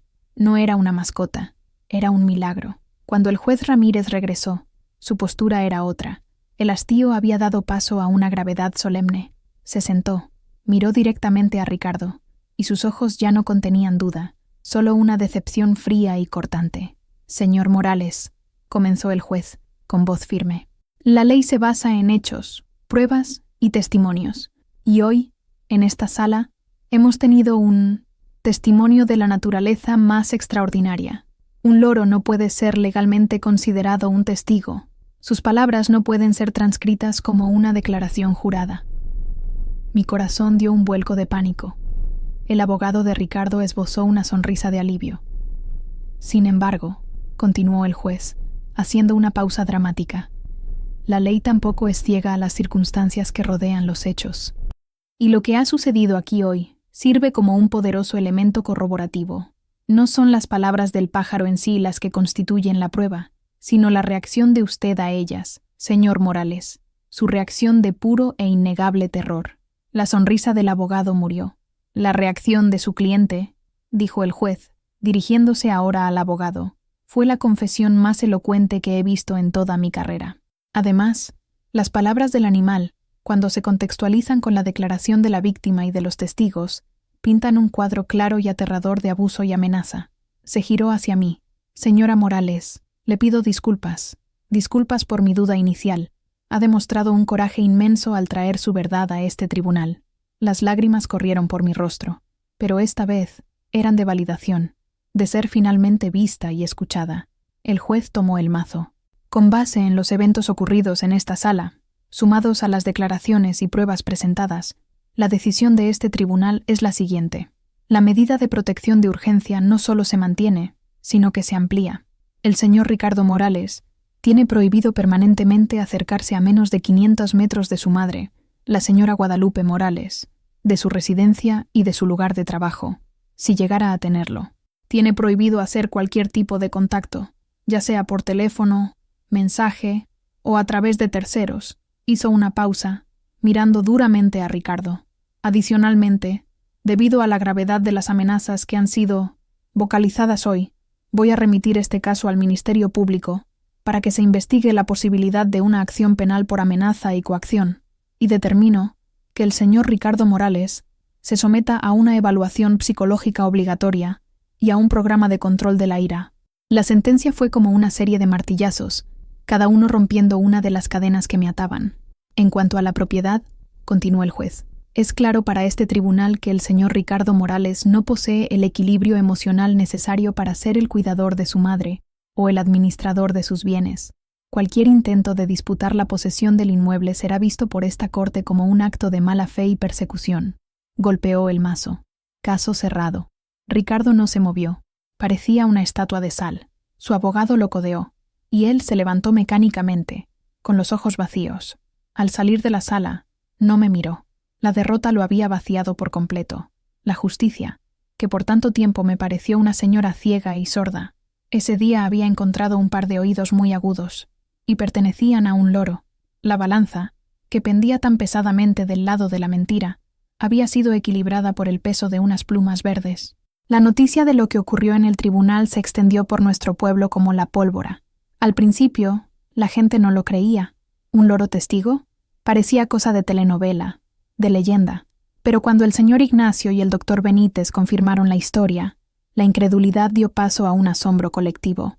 El evento en la sala de audiencias actuó como una piedra arrojada a un lago de aguas tranquilas, creando ondas que se propagaron en todas direcciones. La decisión del juez, y sobre todo, la forma en que se llegó a ella, dieron valor a otras personas que habían sido víctimas de mi hijo. El dique del miedo se rompió. El primero en buscarnos fue uno de los comerciantes que Javier había contactado. El hombre, que antes solo había aceptado dar una declaración por escrito, ahora quería hablar. Le contó al abogado cómo Ricardo le había comprado a crédito durante meses y, cuando le cobró, lo amenazó diciendo que conocía gente peligrosa. Después vino una mujer, una viuda como yo, a quien Ricardo había ayudado a vender un pequeño terreno. La convenció para que firmara un poder y vendió la tierra por un valor mucho más alto del que le entregó, quedándose con la mayor parte del dinero. Ella se había callado por miedo y por falta de pruebas. Incluso uno de los socios de Ricardo, el hombre de la cicatriz, al saber que la policía estaba investigando el caso, hizo un trato con el Ministerio Público. Contó sobre el plan de Ricardo de internarme para tomar posesión de la casa y venderla para pagar las deudas que tenía con ellos, deudas de juego y de negocios turbios. Con cada nuevo testimonio, la imagen de Ricardo como un simple hijo problemático se deshacía, revelando a un criminal mezquino y calculador. La narrativa que había construido con tanto cuidado, la de víctima, se derrumbó por completo. Las mismas personas que antes susurraban sobre mi ingratitud, ahora me miraban con una mezcla de respeto y culpa. Doña Elodia, mi vecina a quien Ricardo había alejado con su hostilidad, apareció en mi portón con un plato de galletas y los ojos llenos de lágrimas. Perdóneme, Lupita. Veía que no estaba bien, pero no hice nada. Le tuve miedo. La comunidad, que me había juzgado en silencio, ahora me abrazaba. Habían sido engañados por Ricardo tanto como yo, y la revelación de su verdadera naturaleza los hizo reevaluar no solo a él, sino a sí mismos, a su propia pasividad. Mateo Jr. y Esmeralda, mis otros hijos, vinieron a verme. Estaban conmocionados, avergonzados y, sobre todo, aliviados. Sabíamos que era difícil, mamá, dijo Esmeralda, sosteniendo mis manos, pero nunca imaginamos que fuera capaz de tanta maldad. Usted nos protegió. No nos contó la gravedad de la situación. Era su madre. Es difícil admitir que has fracasado, respondí. Usted no fracasó, dijo Mateo Jr., con voz firme. Él fracasó, como hijo, como hermano, como ser humano. El proceso penal contra Ricardo avanzó rápidamente, impulsado por la avalancha de nuevas pruebas. No tuvo defensa. Ante las evidencias, se declaró culpable de los cargos de amenaza, coacción y estafa, a cambio de una pena más leve. No fue a la cárcel, pero fue condenado a un largo periodo de servicio comunitario, a restituir el dinero a la viuda y a continuar con el tratamiento psicológico obligatorio. Se mudó a otra ciudad, a Irapuato, supe. Desapareció de mi vida. La sombra que proyectó sobre mí durante tanto tiempo finalmente se disipó, dando paso a la luz del sol. La verdad, una vez liberada, no solo me salvó a mí, sino que también limpió el aire de toda una comunidad, forzando a todos a mirar la oscuridad que habían permitido crecer en medio de ellos. Con Ricardo fuera de mi vida y la justicia hecha, un nuevo tipo de silencio se instaló en mi casa.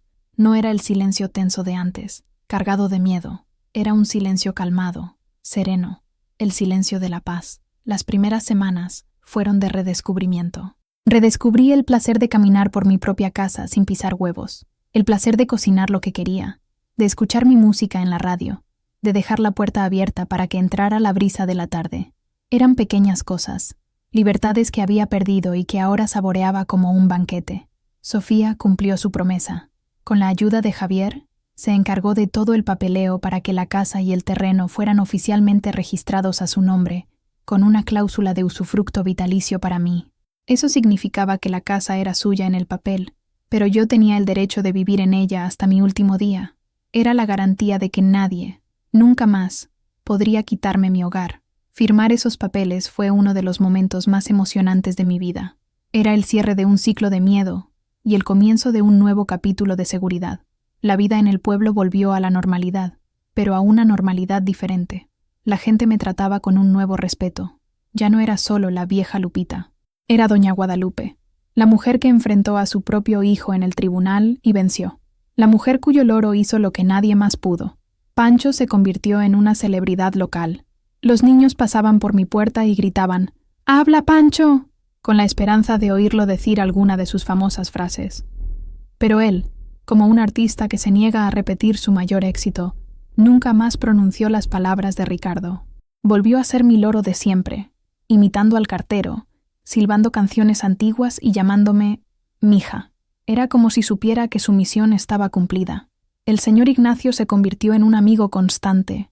Casi todas las tardes, venía hasta la cerca que dividía nuestras propiedades y conversábamos durante horas. Hablábamos de nuestros jardines, del tiempo, de los recuerdos de nuestros cónyuges. Me traía verduras de su huerto y yo le daba trozos de pastel. Había un consuelo en esa amistad tardía, un entendimiento mutuo de quienes ya han visto mucho de la vida y ahora solo buscan la tranquilidad. Poco a poco, comencé a curar las heridas internas. El miedo dio paso a la cautela. La vergüenza dio paso al orgullo. El orgullo de haber sobrevivido, de haber encontrado la fuerza para luchar. Me di cuenta de que el amor de madre no es sinónimo de sacrificio ciego. Amar a un hijo también es imponer límites, es no permitir que te destruya. Y, a veces, la mayor prueba de amor es soltar, dejar que la justicia siga su curso, aunque duela. Una tarde soleada, estaba sentada en mi mecedora en el porche, con Pancho en mi hombro. Las bugambillas estaban cargadas de flores moradas, más vibrantes que nunca. Sofía estaba a mi lado, leyendo un libro. El olor a tierra mojada subía del jardín recién regado. Un sentimiento de profundo contentamiento me invadió. «Abuela», dijo Sofía, sin quitar los ojos del libro. «¿Eres feliz?», pensé por un momento. La felicidad parecía una palabra demasiado grande. Lo que sentía era algo más simple, más profundo. «Estoy en paz, mija», respondí. Y después de todo, la paz tiene un sabor muy parecido a la felicidad. Y Pancho, como si estuviera de acuerdo, picoteó suavemente mi mejilla y susurró, con mi propia voz, «Gracias a Dios». La vida se asentó en un ritmo suave, como el balanceo de mi silla en el porche. Los días estaban marcados por pequeñas alegrías. El desayuno con las tortillas calientes que yo misma hacía, la charla con el señor Ignacio sobre la cerca, las visitas de fin de semana de Sofía, que traían el ruido bueno de la juventud a mi casa silenciosa. Mi jardín, que había quedado abandonado durante el periodo más oscuro, volvió a florecer bajo mis cuidados. Planté nuevos rosales, claveles y un pie de jazmín que perfumaba las noches. Cuidar la tierra me reconectaba con mis raíces, con el legado de mi padre y de Mateo. Cada flor que se abría era una pequeña victoria contra la amargura que intentó instalarse en mi corazón. Empecé a recibir más visitas. Las mujeres del pueblo, que antes me evitaban, ahora venían a buscar consejo, o simplemente a conversar, sentadas en mi cocina mientras el café se colaba. Me contaban sus propios problemas, sus propias historias de sufrimiento callado, y yo las escuchaba. Me di cuenta de que mi historia, de la que tanto me había avergonzado de exponer, se había convertido en una fuente de fuerza para otras. Al dar voz a mi dolor, sin quererlo, les había dado permiso para reconocer los suyos. «¿Cómo tuvo el valor, doña Guadalupe?», me preguntó una vez una joven, que sufría con un marido bebedor. «El valor no llega de golpe, mija», respondí. «Viene de a poquito. Primero viene el cansancio de sufrir. Después viene una pequeña rabia, una chispa. Si cuidas bien esa chispa, se convierte en un fuego. Y el miedo no desaparece. Solo aprendemos a caminar con él a nuestro lado, y ya no delante de nosotros, cerrándonos el paso». Me convertí en una especie de matriarca de la comunidad, la vieja sabia de la casita de las bugambillas. No era un papel que busqué, pero me encontró, y para mi sorpresa, me hizo bien. Ayudar a otros a encontrar sus voces me ayudaba a mantener la mía firme y clara. Sofía se licenció en Derecho. El día de su graduación, yo estaba allí, en primera fila, con el pecho estallando de orgullo. Se convirtió en una abogada especializada en derecho de familia, ayudando a mujeres en situación de vulnerabilidad. Decía que fue mi caso el que le dio su vocación. Mi sufrimiento se había transformado en un propósito para ella. El ciclo del dolor se había roto y reemplazado por un ciclo de sanación. Un día, recibí una carta. El remitente era de Irapuato. La caligrafía era de Ricardo. Mi primer impulso fue romperla sin leer, pero la curiosidad, o quizás una necesidad de cierre, fue más fuerte. La carta era corta. Pedía perdón. No se disculpaba por sus actos, pero decía que las sesiones de terapia lo estaban haciendo ver el patrón destructivo de su comportamiento. Decía que esperaba algún día ser una persona mejor. Leí la carta, la doblé y la guardé en una vieja caja de madera. No sentí rabia, ni compasión.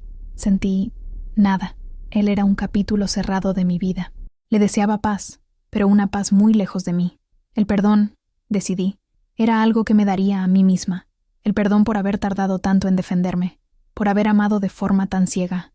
Lo suyo era un problema entre él y Dios. Mi casa de adobe, antes una prisión, se convirtió en mi santuario. Las paredes que presenciaron mis peores momentos ahora resonaban con risas y conversaciones amigables. Las flores en mi jardín eran la prueba de que, incluso después del invierno más riguroso, la vida siempre encuentra una manera de brotar de nuevo. Los años pasaron. Mi cabello, que era blanco, se volvió más escaso, mi piel, más arrugada, mis pasos, más lentos, pero mi mente permaneció lúcida, y mi memoria, aguda. La historia del juicio se convirtió en una especie de leyenda local, contada y recontada, cada vez con más detalles fantásticos. Decían que Pancho había dado un discurso de 1 hora, que había citado artículos de la ley. Yo me reía de esas invenciones. La verdad ya era suficientemente extraordinaria. Pancho también envejeció. Sus plumas perdieron un poco de brillo, y dormía más, pero seguía siendo mi fiel compañero, sentado en mi hombro mientras cuidaba el jardín, o en su percha en la cocina, observando el mundo con sus ojos sabios. Nunca más repitió las frases de ese día, como si supiera que pertenecían a un pasado que no debía ser revivido. Se convirtió en un símbolo en el pueblo, un símbolo de que la verdad puede venir de los lugares más inesperados, un recordatorio de que hasta los seres más pequeños e ignorados pueden tener una voz poderosa. La gente me preguntaba si quería venderlo. Decían que valía una fortuna. Yo siempre respondía de la misma manera. ¿Cómo podría vender mi propia voz? Empecé a pensar en mi legado. ¿Qué dejaría atrás cuando llegara mi hora? La casa se quedaría para Sofía, mi mayor tesoro. Pero quería dejar algo más. Quería dejar mi historia. Con la ayuda de Sofía, que transcribía lo que yo dictaba, comencé a registrar mis memorias. No solo la parte fea, con Ricardo, sino todo. Mi infancia en el rancho, mi amor por Mateo, la alegría de ver nacer a mis hijos, las dificultades, las superaciones. Quería que mis bisnietos, que quizás no conocería, supieran quién fue Guadalupe Morales. No la víctima, no la viejecita del loro, sino la mujer entera, con sus dolores y sus delicias, sus debilidades y su fuerza. Escribir, o mejor dicho, dictar mi historia, fue terapéutico. Poner los eventos en orden, dar nombre a los sentimientos, me ayudó a entender mi propio viaje. Me di cuenta de que mi vida no fue definida por el abuso que sufrí, sino por la forma en que me levanté de él. Mi historia no era sobre la maldad de Ricardo, era sobre mi resiliencia. Un día, un periodista de la capital escuchó sobre nuestra leyenda y vino a entrevistarme. Quería escribir un reportaje sobre el loro que testificó en el tribunal. Acepté hablar con él, pero con una condición. Puede contar la historia de Pancho, le dije, sentada en mi porche. Pero la historia no es sobre él. Él fue el instrumento. La historia es sobre el silencio. El silencio de las mujeres que sufren calladas por miedo, por vergüenza, por un amor malentendido. Si mi historia, contada por la voz de un pájaro, ayuda a una sola mujer a romper su silencio, entonces todo mi sufrimiento habrá valido la pena. El periodista pareció entender. El reportaje que publicó fue respetuoso y poderoso. Y, después de él, comenzamos a recibir cartas. Cartas de mujeres de todo México, compartiendo sus propias historias, agradeciendo mi valentía. Me di cuenta entonces de que mi legado no sería la casa, ni las memorias escritas. Mi legado era la semilla del coraje que, sin quererlo, había plantado.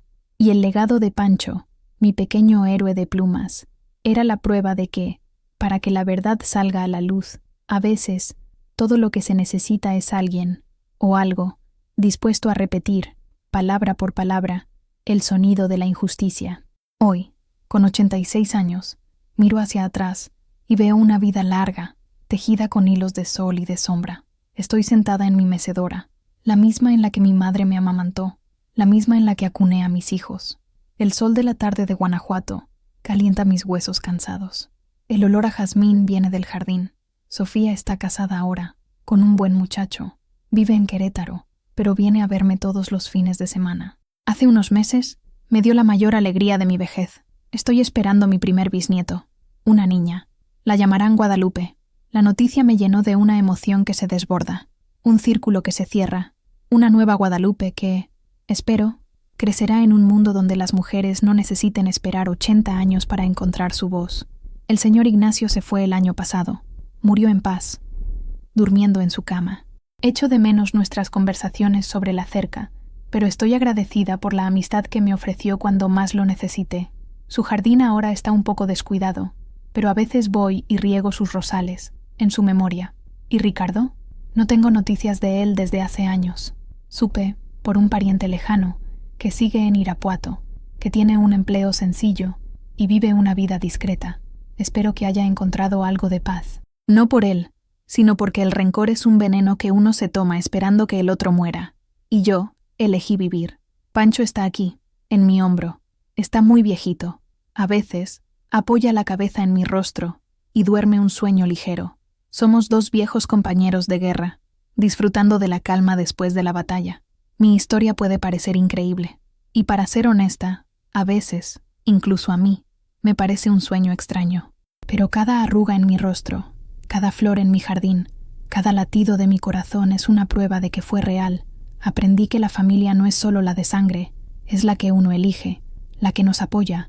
Mi familia es Sofía, con su fuerza, fue Ignacio, con su bondad, y es Pancho, con su lealtad. Aprendí que la fuerza no es la ausencia de miedo, sino la acción a pesar de él, y que la justicia puede ser lenta, puede perderse en los pasillos de un juzgado, pero la verdad, la verdad siempre encuentra una rendija para aparecer, aunque sea por el pico de un loro. El sol se está poniendo, pintando el cielo con colores de naranja y rosa. El día está terminando, así como mi historia, y está todo bien. Es el círculo de la vida. Dentro de poco, Sofía llega para la cena. La casa se llenará de risas y del olor a buena comida. Una nueva vida está en camino, y la mía, vivida con todas sus tempestades y bonanzas, encontró finalmente su puerto seguro. Y así, mi gente, mi historia termina, o quizás recomienza. Si el coraje de una vieja y el grito de un loro tocaron su corazón, déjenme una señal. Suscríbanse al canal para más historias de gente como nosotros, que lucha, que cae, pero que siempre se levanta. Dejen su me gusta para que esta fuerza llegue a más personas y comenten aquí abajo cuál fue la voz inesperada que alguna vez les ayudó en la vida. Leeré cada uno con el cariño de una abuela y prometo que Pancho también echará un vistazo.